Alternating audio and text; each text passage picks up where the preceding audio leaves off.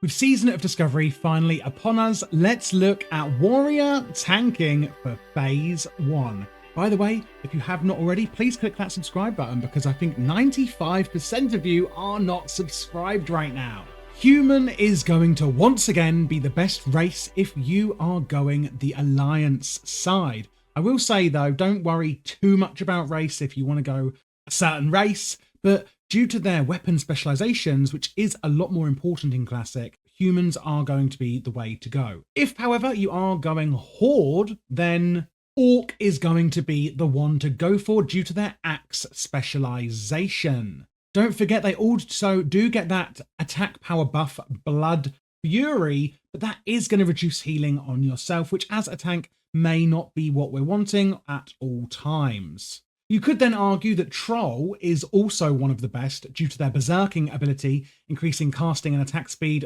up to 30% the lower your health goes. So overall, there's definitely a few really good races to choose from here, but I will leave that up to you. If you don't want to go human for the weapon bonuses, and you could choose dwarf, etc. for their stone form. It does have a really low uptime, however, so, weigh out your options here. If we look at the stat priority for warrior tanks then in Phase 1 of Season of Discovery, number 1 is going to be stamina, meaning more health. Then it's hit chance, then agility, then strength, then armor. Basically, stamina and armor are the two things that are going to help you to survive.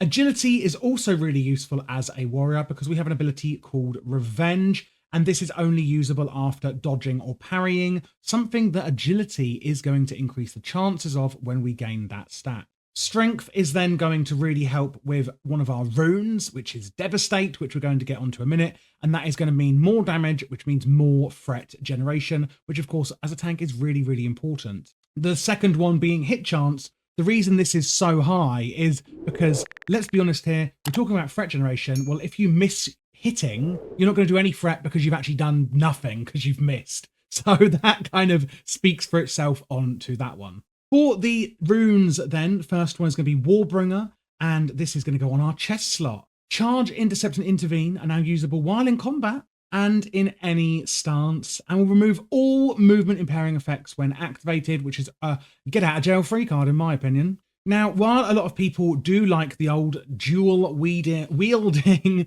warrior tank style, it does seem like Blizzard are trying to get back to that more classic kind of, weapon and shield tanking style, because Devastate, our second one, means that our Sunder armor deals 60% weapon damage, increased by 6% per application of Sunder armor on the target. And this is only going to happen, FYI, if you are in defensive stance with a shield equipped. So we are going to absolutely be using a shield in Season of Discovery, at least in Phase 1. The last rune we're going to be using is Furious Thunder. This is going to gain the Furious Thunder ability, who would have guessed, and Thunderclap now increases the time between attacks by an additional 6%, can be used in any stance, and deals an additional 50% threat, which is amazing. If we're looking at the talent build then, this here is the one that I would recommend. As we are a tank, we are actually putting most of our points into protection. Isn't always the case with Classic, it can be a bit all over the place, but this is how we're going to do it for a warrior. So top 5 points is going to go into shield specialization, of course, which is fantastic as we will be using a shield. This is going to increase our chance to block attacks of a shield by 5%, and it's going to have a 100% chance to generate 1 rage when a block occurs.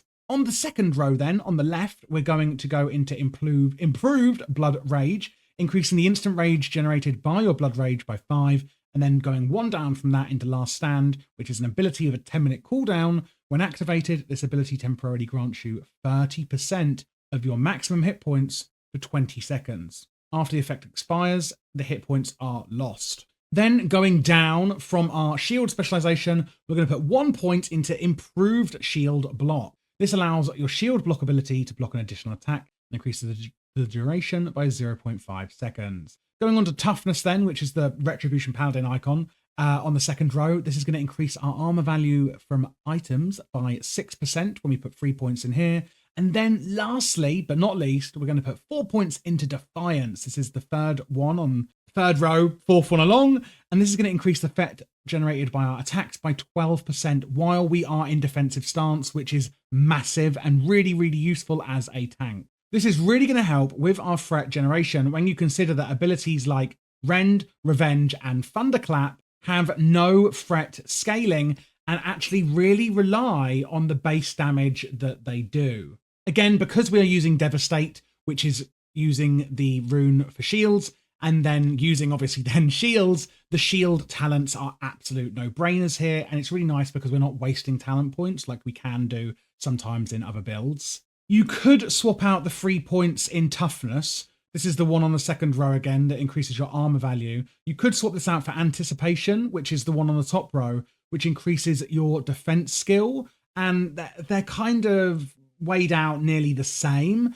It could actually be that anticipation is a little bit better, and you could put these in here if you want. I would say test these out, yourself and see how you get along with it. But I personally do think that the overall armor value you're getting from toughness is going to overall be the better option in the long term. If you are wondering why this is, it's because avoidance is increasing your defense rating, which is going to go into like avoiding attacks, and it can be a bit unpredictable, whereas a flat rate of armor increase is, you can't go wrong with that. It's a flat rate and we're increasing it, and we know what we're going to get. If you don't want to go with the Warbringer rune, which is the first one for your charge and intercept, etc., and those get out of the jail free cards that I was calling them, you could go for the Blood Frenzy rune as well, by the way, which is each time you deal bleed damage, you gain free rage. But I would only say to take this if you are absolutely certain that you aren't going to need those mobility, get out of jail free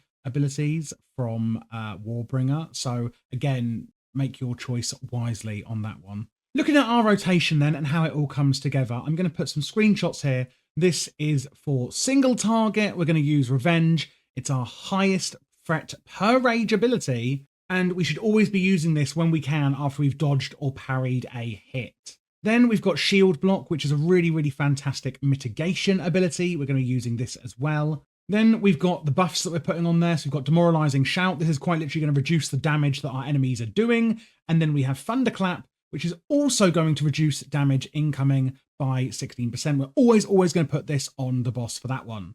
Then, of course, we've got our Devastate, and we're going to use this as our main filler when our Revenge is unavailable. Don't forget, Revenge is after we've dodged or parried, etc. And then we've got our Heroic Strike as well that we can just use if we've got some spare rage and use this as a rage dump. If you're looking at then AoE packs, I would use Thunderclap first and foremost, just because this is a really good AoE ability, and it's not going to generate a humongous amount of threat, but for multiple targets, it is going to generate a more even amount of threat, if that makes sense, balanced over all of them to help keep them under control. Then using Revenge, again, of course, when we can, it's a fantastic ability. Devastate is still going to be our filler. And then we can use our Cleave as well. Don't forget about that one when we are doing AoE. And that is pretty much it. That is how we're going to play Tank Warrior or Warrior Tank in Phase 1 of Season of Discovery.